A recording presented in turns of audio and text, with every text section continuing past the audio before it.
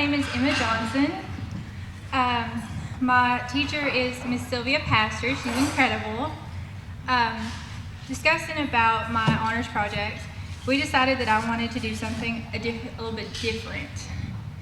I love to sing, I love music, so I decided that I wanted to rewrite a song on a chapter that I struggled with to memorize, and it helped me memorize it. And so I sent it to a bunch of my friends, and they all were like, oh, if we had had this, we might have passed that class, because they all dropped. So, talked to Dr. Pastor. She decided I needed to do it live. So that's what I will be doing this afternoon.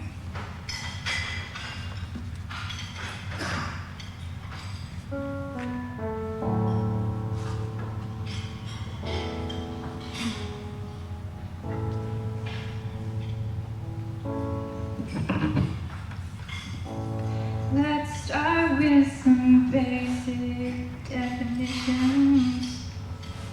Acids and bases in chemistry. Autoionization is a molecular reaction. Amphoteric, they can gain a proton or lose a proton. pH is the negative log of hydronium. Hydronium equals 10 to the negative pH. POH. pH equals 14. You multiply them, you get 10 to the negative 14.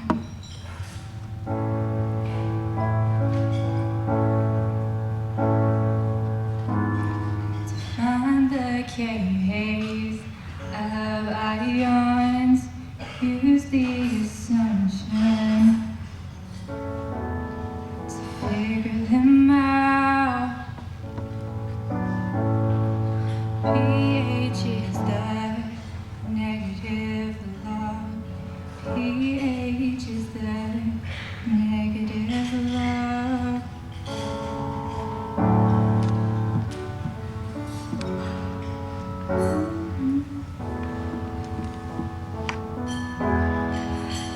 Hydronium equals 10 to the negative pH. You multiply them, get 1 to the negative 10 to the 14.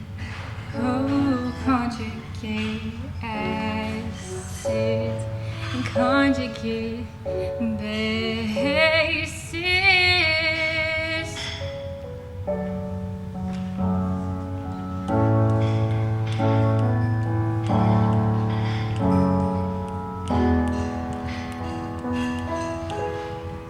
pH is the negative log of hydronium, and hydronium equals 10 to the negative pH. POH and pH added equals 14. When you multiply them, get 10 to the negative 14.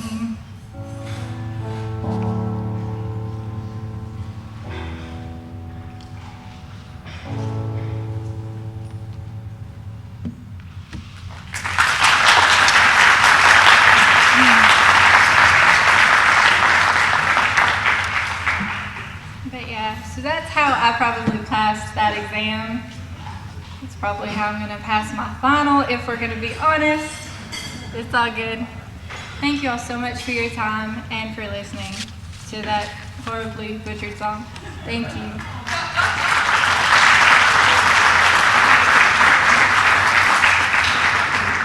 Good evening, everyone. So this honors project that I did was under Professor Darren York. It was for an 8-day accelerated course that I, as part of the middle college program, did before the spring semester. It was a little bit more of a traditional paper than the great project that was just shown, and I was told to choose something in our textbook to go deeper in depth about. And so the selection which I chose was a disease that affected members of my family, and that is schizophrenia. So the speech I'm about to give is essentially an excerpt from that paper. Many things are taken for granted in the life of the average American. Good food, a comfortable home, or to take a much darker turn, the ability to tell what is real from what is fake. And sadly, for those with schizophrenia, that's something which they simply don't possess.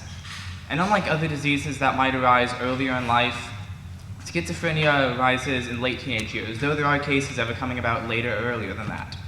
The word schizophrenia itself literally means splitting of the mind, and it is formally defined as a form of psychosis causing someone to lose the ability to tell what is real from what is fake. Now, when it first arises, it often goes untreated, not because any lacking medical knowledge, but instead, when it first arises, it doesn't show itself as hallucinations or delusions, but instead much subtler symptoms. When those who have schizophrenia are first developing it, they show much subtler symptoms such as pulling back from family, pulling back from friends, trying to isolate themselves, which sadly a lot of teenagers do nowadays anyways. However, once schizophrenia does begin to, once the disease does begin to progress though, it falls into one of 4 subcategories: hebephonetic, catatonic, paranoid, and simple. Hebephonetic, also known as disorganized schizophrenia, is called that because anything that involves organization, emotion, speech, falls apart in these patients. Paranoid schizophrenia, as it would sound like, is plagued by delusions and hallucinations, things that make the patient feel incredibly paranoid. Catatonic schizophrenia, or catatonia, is noted for the fact that people with it will lose the ability to feel time or process of time. They go into a trance-like state or stupor. And finally, there is simple schizophrenia, which, unlike the other 3, has almost no delusions or hallucinations, but instead is simply noted for a worsened case of those first few symptoms. Those with simple schizophrenia will remove themselves entirely from social atmospheres. They'll lose a complete sense of personal hygiene, and those symptoms that arose first, they simply get worse. So with this, what are the causes of this disease? And sadly, we don't know for sure, but we do have a few ideas. Ever since the 1950s, the dopamine hypothesis of schizophrenia has been most common. So dopamine, the brain's happy hormone, one of the most common neurotransmitters in the brain. It was believed in the 1950s that schizophrenics had either an overproduction or an underproduction of dopamine, causing the brain to malfunction. But as recently as 2016, a new hypothesis came about, and that was synaptic pruning. Synaptic pruning is the process that the brain undergoes to make itself more efficient. You see, at conception to about 2 years old, the brain grows. It grows at an exponential rate. More and more connections are made between the neurons until at 2 years old, the toddler's brain is so densely packed full of connections it's become inefficient. And so from that age till adulthood, the brain begins to rewire itself and lose connections to become efficient. But it was found that those with schizophrenia, especially severe cases, their prefrontal cortex, the front of the brain that allows you to have higher thought, malfunctioned because it was overly pruned. So even if we don't know what causes it, how do we at least diagnose it? This is another area that has made progress over the past few decades. Before, the diagnostic process would just be process of elimination. If it can't be this, this, or this, the psychiatrist would say, okay, it's this, we'll try the treatment and see if it sticks. However, in 2010, a third party and independent company created a blood test known as VeriPsych. This blood test looked for certain biomarkers within the blood and was able to find with 83% accuracy whether or not someone had or would develop schizophrenia in their lifetime. Similarly, fMRI, a brother of MRI scanning, was able to find with 97% accuracy whether or not someone already had schizophrenia. they found that with fMRI, there was hyperactivity in the brain, specifically the auditory cortex, which makes sense. Schizophrenia is a disease marked for auditory hallucinations, so hyperactivity in the sound part of the brain seems like it would make a lot of sense. So finally, treatments. If someone has this condition, how are they treated? Treatments are one area that, unlike the other parts, such as causes or diagnostic processes, it has not advanced near as far, which is something that must change. Treatments today are the same as they have been since the 80s. Therapy and medication. Therapy, traditionally in the form of CBT or cognitive behavioral therapy, it involves a patient and a psychiatrist working one-on-one to learn how to cope, not cure, but how to cope with the symptoms. If they start to feel angry, sad, or some other emotion, if they start to hallucinate, what should they do? This, when put in tandem with a medication, has allowed many schizophrenic patients to get some sort of relief. Now, medications typically come in one of two forms. First-generation antipsychotics, which have been around since the 1950s, and the slightly more recent second-generation, or atypical antipsychotics that have been around since the 80s. Now, these are very similar, except one is basically a more severe form of the other, or a more intense version, a stronger medication. FGAs, first-generation antipsychotics, when they coat the neuron, they act as a brick wall around that neuron. They allow no dopamine to get in or out. So those with very severe forms of schizophrenia, it works great for them. But dopamine does a lot more than just malfunction. Dopamine is one of the brain's largest neurotransmitters, as I said earlier, which means those who are taking first-generation antipsychotics, their brain basically shuts down. And then there are the more recent second-generation antipsychotics, which, instead of acting as a brick wall, they're a filter for dopamine. So those with a milder form of the disease can find much relief without all of the side effects. So to say in conclusion, schizophrenia truly is a horrible disease to have to live with. It's incredibly sad how hopeful teenagers, high schoolers, high school graduates, 17, 18-year-olds, full of hope, full of life, ready to take on the world, are struck down in their prime because of a disease that they got due to no fault of their own. Though there are parts of this condition that have advanced, though the knowledge about this condition has advanced in some of its possible causes and its diagnostic processes, one area that I call the medical community to improve on in the next years and decades to come is treatment. Even if we don't know exactly what causes it, and even if we can only diagnose it through a process of elimination, if we can at least treat it. That is the goal of medicine, is it not? To treat something which someone has. And so that is what I call the medical community to do, is to develop a treatment for this disease which causes someone to lose ability to tell what is real and what is fake, and provide those people with some of the hope which was snatched away from them. Thank you. All right, this is Raphael's painting, Saint Sebastian, alternately titled A Young Man is Saint Sebastian, and his portrayal of the beloved saint is a departure from his usual compositions we see in works that portray Saint Sebastian. For one, he's delicately holding this arrow here, and if you know the story of Saint Sebastian, you would know that that's not typically how he holds his arrows.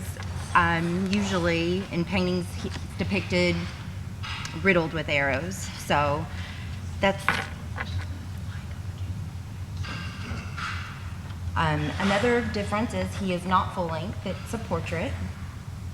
And his ability to express human emotion in his artwork is unmatched by his contemporaries. Here he's content and serene, and again, given his death, it's a departure. And this is one of the things that makes Raphael a master. You notice he's ever so slightly melancholy, and it's not the sfumato that's making him blue. Raphael was considered a master painter by the age of 17, and if you consider that he really didn't live that long to begin with, he died on his 37th birthday,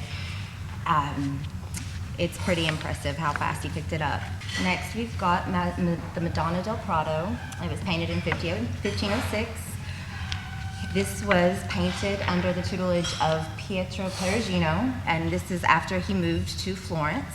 And Michelangelo and Leonardo da Vinci completely dominated artistic life and culture when he arrived in Florence in 1504. So this is heavily influenced. You can see his use of sfumato, which is the technique that makes the background appear kind of a hazy gray. It gives it some depth. He modeled that after Leonardo da Vinci. If you'll notice how the composition is, the figures in the composition are placed, They're grouped as a single unit, and their collective outline forms a triangle. But individually, each figure in the unit retains its own distinct shape, and these pyramidal figure masses create a sense of depth as well. That's not the only technique that Raphael picked up from Leonardo. This style is called a Madonna, and it is a genre of painting with which Raphael is most identified. They were usually painted for private donors, for private worship. The Virgin Mary, here pictured with the infant Jesus, is known as a Madonna and Child, but this is another subgenre of this style of painting because it's also a construct. John the Baptist, here depicted with Jesus, they never played together as infants. They only met when Mary was pregnant, and then again as they were older. So this was a popular style during that time, even though this would have never happened. And here, Raphael's treatment of light and shade is another technique borrowed from Leonardo. It's called chiaroscuro. This is the ceiling of the Stanza della Signatura, the room of the signature in the Vatican Palace. The ceiling tells a story. Each roundel here represents a different philosophy. We've got philosophy here, poetry, theology, and we've got jurisprudence, judgment.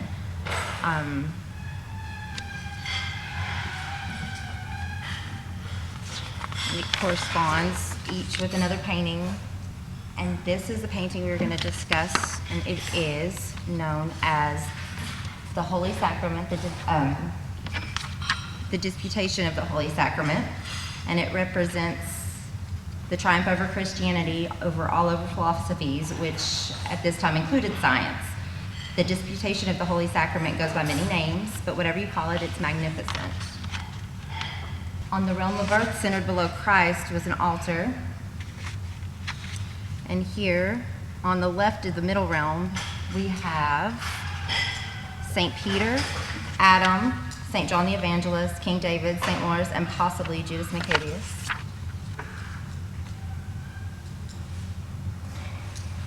And here, still in the middle realm, we've got St. Paul and Abraham, St. James the Older, and the guy holding the tablets, that's Moses, and St. Stephen. And last, we have the Triumph of Galatea. It was commissioned by the wealthy Sienese banker, Agostino Chigi. He's a banker of the Pope, and he was a great admirer of Raphael's work. And Raphael was among those commissioned to decorate his villa.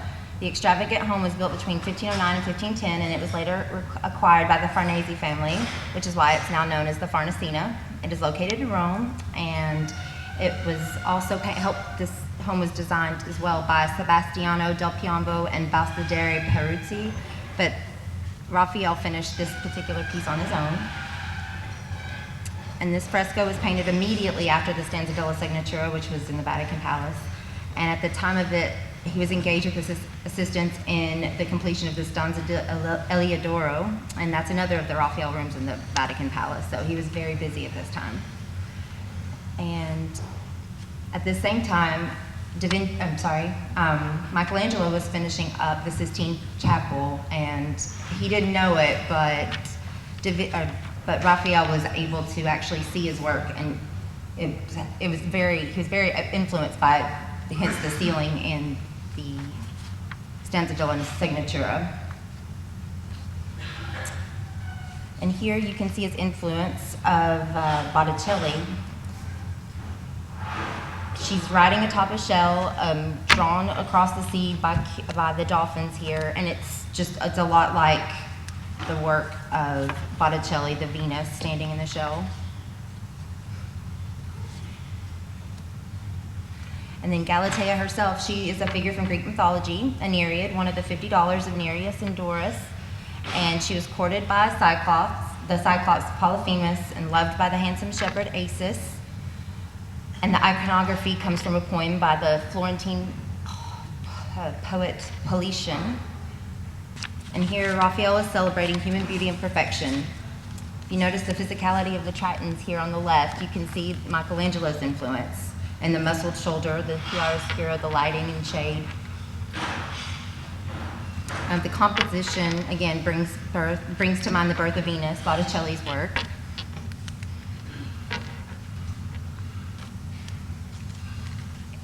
No other painter could achieve what Raphael achieved as far as painting. He may not have been as innovative as Michelangelo or Da Vinci, but in painting, he was definitely the gold standard.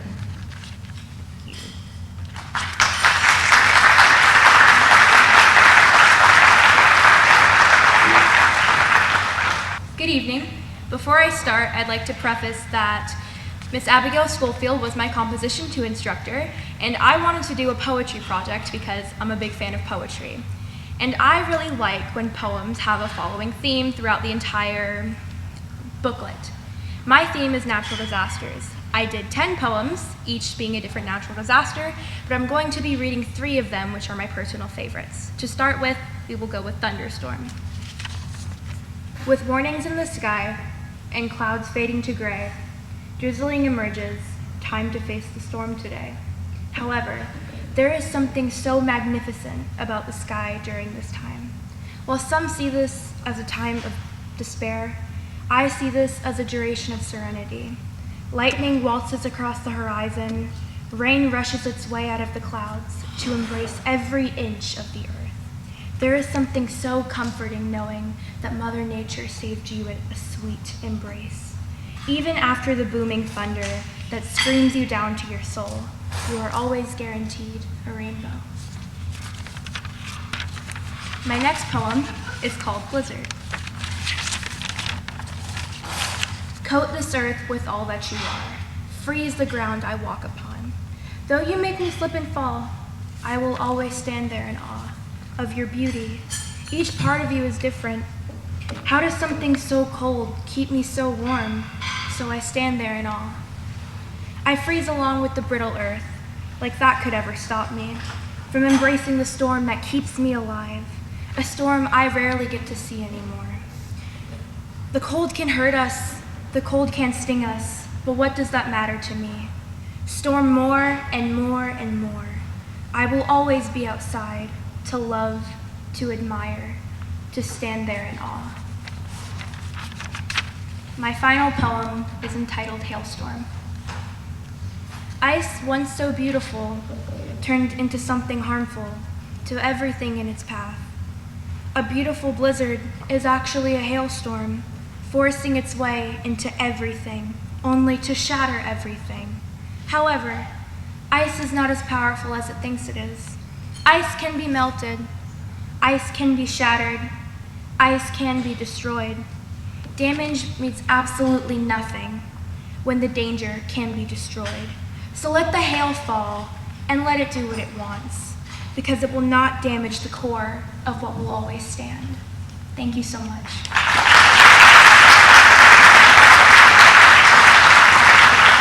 Hello, my name is Anna McClure, and I presented for my sociology class a thesis that the public defender's office is overrun and cannot adequately represent all of their clients.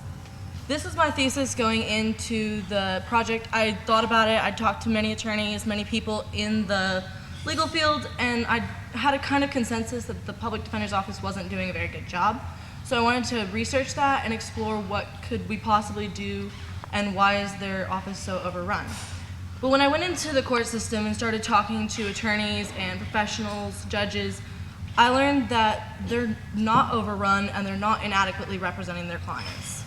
Instead, they're just underfunded and understaffed, but they're making do with what they have, and they're giving quite a bit of advocation in senates and in the national arena to work on getting better systems for their people and working for their clients. The 3 points that I'm going to talk about today are how at the beginning of my research I saw stories about people like Eddie Joe Lloyd who slipped through the cracks and the public justice system actually ended up hurting him instead of helping him, and then how the public defenders got their bad reputation for not being real lawyers and not working for their clients, and where we are today. Eddie Joe Lloyd in 1984 was convicted for a rape and a murder that he did not commit. In 1985, he worked to appeal his case. His 2 attorneys that worked on the first case didn't interview him and allowed him to be interviewed by police without representation, and led to believe that by signing a confession, he would be helping catch the real perpetrator. Instead, he signed over admitting his guilt. When he went to appeal, he was not interviewed by his attorney, and he wrote to the court saying that his attorney wasn't doing anything for him and he wanted a new attorney. His attorney found out and wrote to the court telling them to ignore his client, that his client was guilty and should die. In 1995, at this point he spent 10 years in jail for 2 crimes he did not commit. He contacted the Innocence Project, who started to work on DNA testing, which was a relatively new science, and in 2002, 7 years later, they proved his innocence. He was acquitted and released from jail, but sadly, in 2004, he died. He spent 17 years of his life in prison for crimes he did not commit because the public defender's office failed him and was not there on his first trial or in his appeal trial. This is obviously an extreme example, but people like Eddie Joe Lloyd slip through the cracks all the time at the beginning of the public defender's office. A particularly rough patch for the public defender's office started in 2000 when 1 in 3 condemned inmates were represented by attorneys who had been or were later disciplined for professional misconduct. This could be anything from getting thrown out of court to violating rules, being unethical, not working for their clients, forcing their clients into plea agreements. This continued in 2001. Both of these statistics are from Texas, which is a popular state for death penalty and severe punishment. In 2001, death row inmates faced a 1 in 3 chance of being executed without their case being properly reviewed by police, attorneys, jury, and then were also presented in court by attorneys without their case being really presented. The attorneys just came in, kind of gave an opening statement, closing statement, about 5 minutes, didn't really work for them. In 2002, 1/5 of 84 people executed in the last 20 years in the state of Washington were represented by lawyers who were or later were disbarred, suspended, or arrested. This is particularly alarming because in Washington in 2002, less than 1% of their attorneys were disbarred. So the less than 1% of attorneys who are obviously bad at their job were representing the people who needed them the most. The American Bar Association recommends that attorneys handle 150 felony cases a year or less. New Orleans public defender Tina Peng in 2014 said that she handled easily double that. When I talked to some of the Roane County public defenders, they told me that they handle cases by the boatload. They easily handle 100, 150 cases a week. Last year, the Roane County Public Defender's Office handled 2,500 to 3,000 cases in just their criminal court. Most of these cases settle. About 1,200 cases will appeal for court, but the judge will only hear about 1 to 12, so less than 1% of their cases. Most of the cases are routine. They only take about 7 minutes to prepare for. They give them 10 minutes to hear the case, and as I said, 100 plus cases per week. That averages out to 5 to 40 cases per day. Most cases settle. Some cases, the client really thinks they have a good idea, they can go to court, but if you go to court, you forfeit your plea settlement, so you're stuck with whatever decision the jury gives, which forces most cases to settle. One experiment that the Public Defender's Office is really working on right now is putting social workers into the Public Defender's Office. Social workers come in and they take off a heavy burden off the public defender. The Public Defender's Office in Roane County has a social worker. They've been picked for this experiment. The social worker works on finding rehabs, getting them lesser sentences. It's great if a public defender can get a plea bargain for their client to go into a rehab rather than to go to jail. But if he doesn't have the time to find the proper rehab or find the resources to get his client into the rehab, then it's worthless. The social worker is taking a lot of pressure off of the attorneys. An appeals division of the Public Defender's Office is something that just got passed within the last 2 months in the state of Tennessee. It opens up a new division of the Public Defender's Office that handles all the appeals. Regular trials go through the public defenders, but if they want to appeal that trial, it goes to a different section of the court system so they don't have to deal with it. And it takes the burden off of them. In conclusion, the Public Defender's Office will always be underfunded and understaffed. We can always use more resources, but by no means does that keep us from adequately representing our clients. Joseph Norris is a public defender here in Roane County.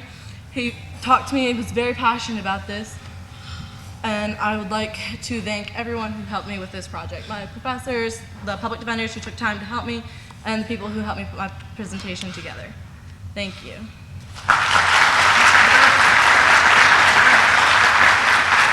We want to take just a brief minute to recognize all those students who presented tonight. We'd like to issue a certificate and a pen. So as we call your name, you might be making your way up toward the front if you did present tonight, just to save a little bit of time. But as I call your name, please come forward to accept your certificate and your pen.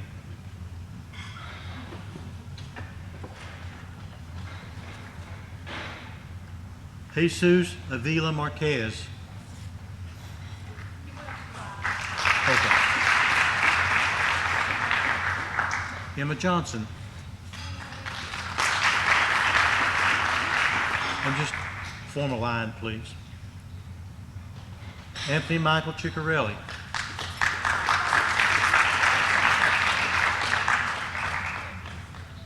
Andrew Johnson.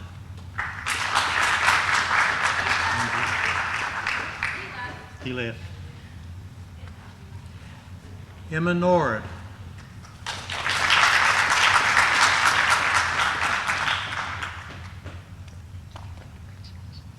Rhiannon Sexton.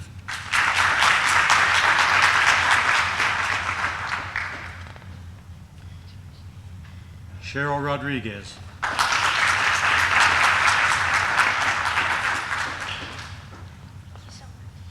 Summer Hatmaker.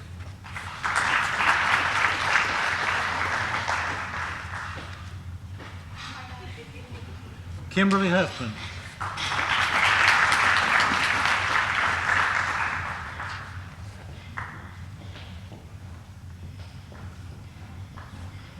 Anna McClure.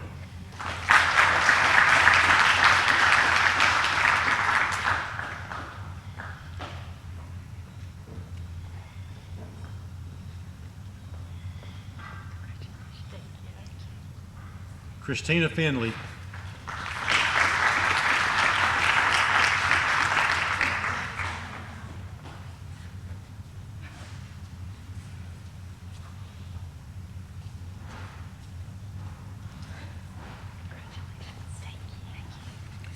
Lena Miller.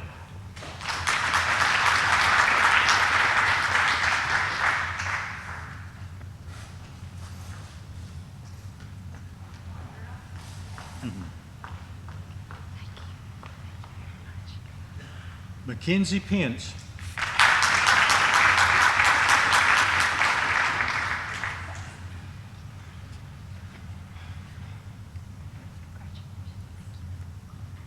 Alyssa Evans.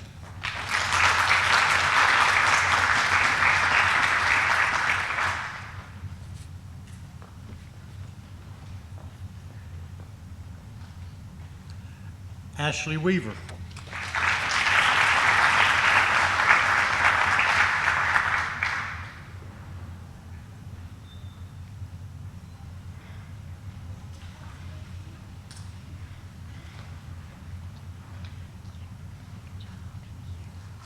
Jesse Griffin.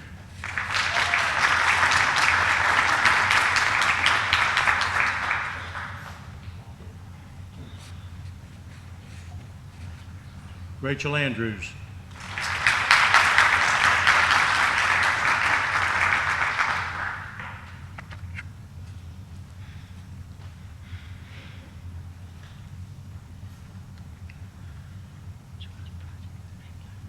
Shaylin Deal.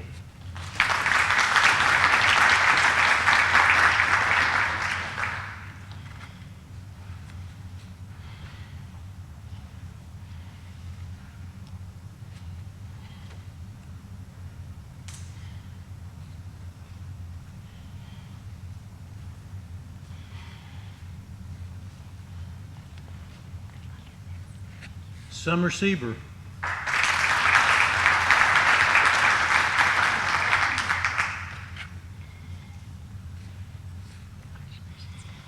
Madison Marcy.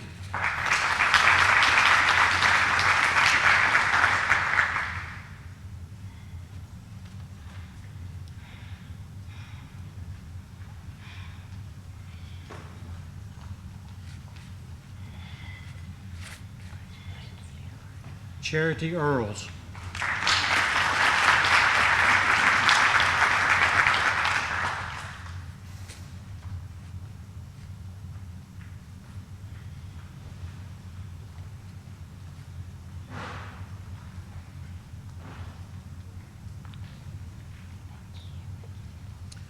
Brooke Underwood.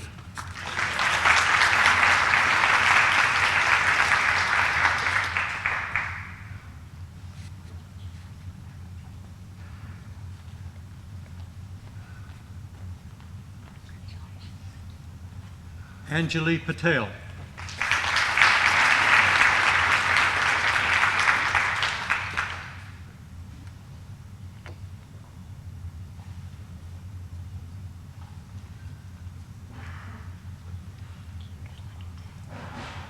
Risha Duran.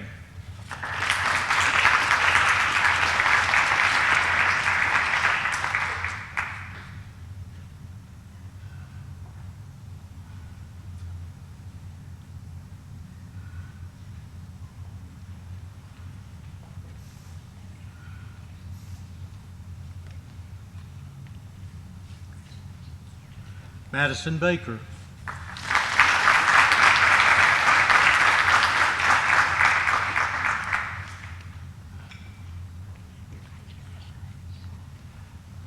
Brittany Ridnour.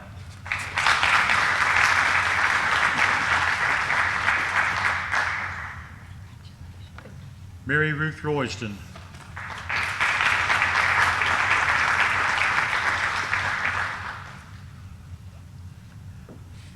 Corzi Min.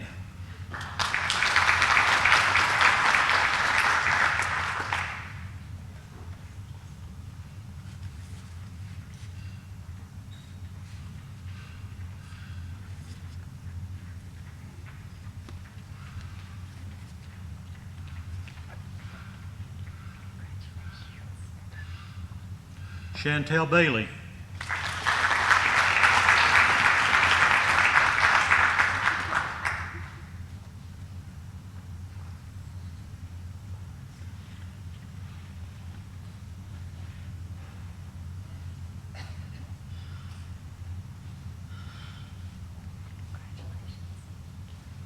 C. Angelica Barnett.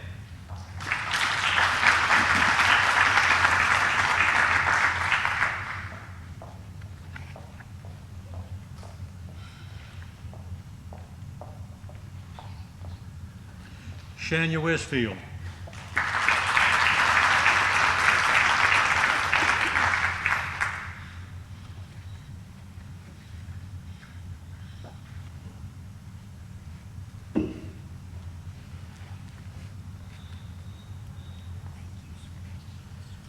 Mindalyn Word.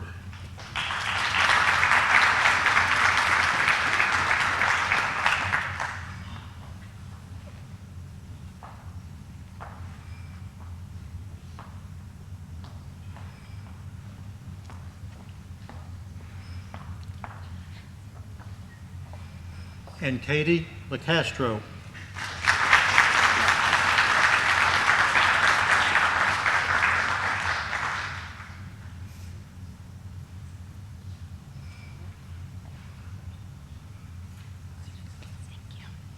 Our largest group of participants ever.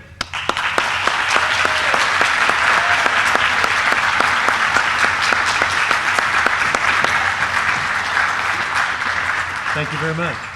You may return to your seats.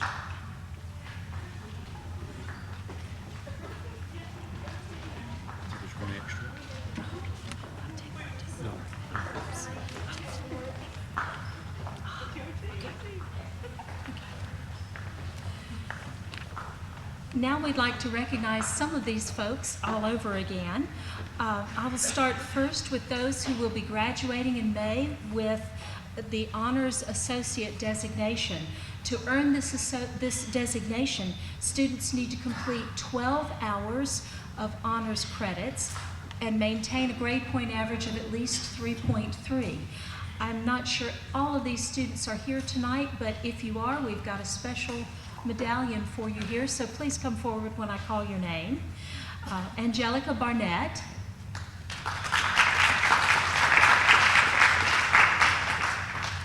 Sydney Cornett, Autumn Faye Daniels, Angel Filial, Molly Hembry, Joshua Caleb Laster,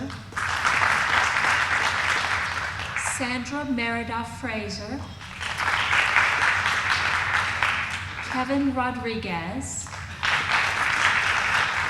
and Alyssa Evans.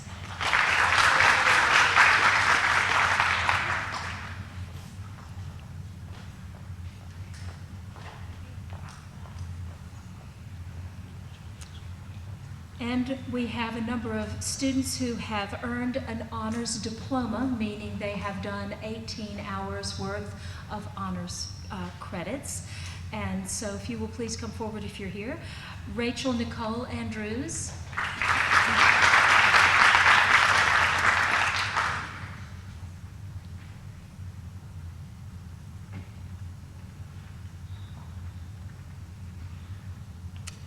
Jesus Avila Marquez, who I understand has gone back to class. Madison Baker.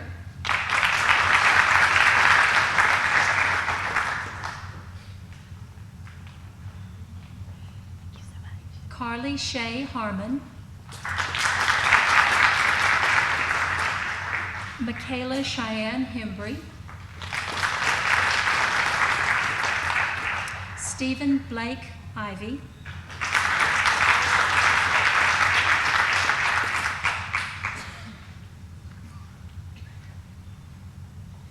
Marina Paulina Juarez. Ashley Brooke Kelly. Brittany Reidner.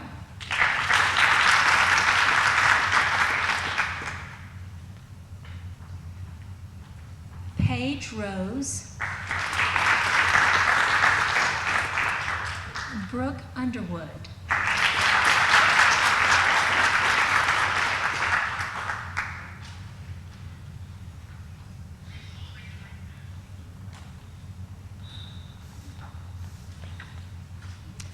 And we have one more special recognition we'd like to give. Last year, for the first time, we had a student graduate having earned enough honors credits for not one, but 3 honors diplomas worth. And that was the first time that had ever happened in the history of the honors program, and we were very pleased about that. And we thought, it'll be a long time before that happens again. Well, it took exactly 1 year for that to happen again. And so, Blake, would you please come forward?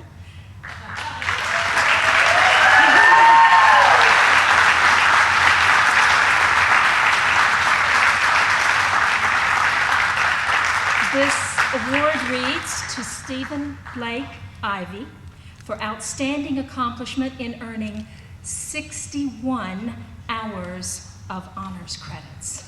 It's pretty amazing.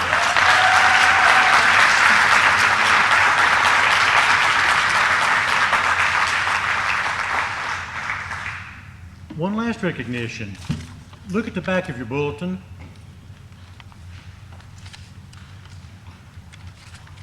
For some bizarre reason, Peggy thinks that life as a retiree would be more attractive than getting up early every morning and coming into work and grading papers on weekends. I know, but she's retiring in May. So we want to recognize her for all the years of service to Roane State as an honors coordinator, as an instructor, as an advisor, as a mentor and friend to other faculty. We're going to miss you, Peggy. Congratulations. Take us home.